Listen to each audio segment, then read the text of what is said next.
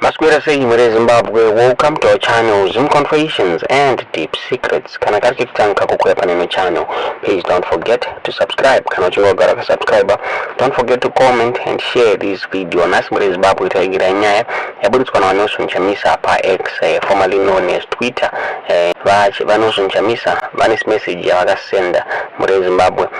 Yaitotu vanu wafunge kuti he was responding to Tendai Biti Pamsoro penya collective leadership. Vanosu Chamisa wataura wachita wa believe in collective leadership. Muso Saturday Biti wa release a statement yao wachitaura iwo Pamsoro kuna allegations kuti vakushanda na vasengezo shawangu for maricos Zimbabwe.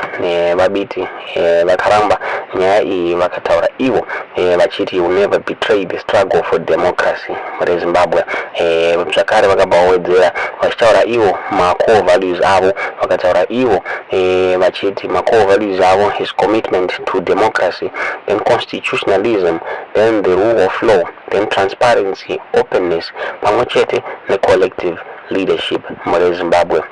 Asa zinakupera mushe va Nelson Chamisa va poster pane picture wakaposta cartoon yaradza ivo na Emerson Mnangagwa ngeni caption yakanzi hate is not politics, difference is, and enmity is not politics, fair competition is, blessed Monday.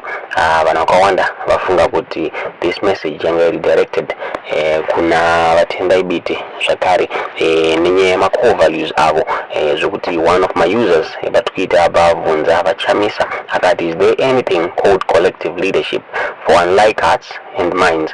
Vanosu Chamisa vazviramba vakata you don't believe in collective leadership sezvanga zvakataurwa naVatendai Biti vakati vanobelieve kuti government issues are matters of the heart. Hakuna chinonzi we don't believe in collective leadership Zimbabwe. Amene mniona senya yaburitswa na Vanosu Chamisa vachipikisa na Tendai Biti iyi Zimbabwe. Etudzenja murufunga pamsoro penya iyi mu comment section.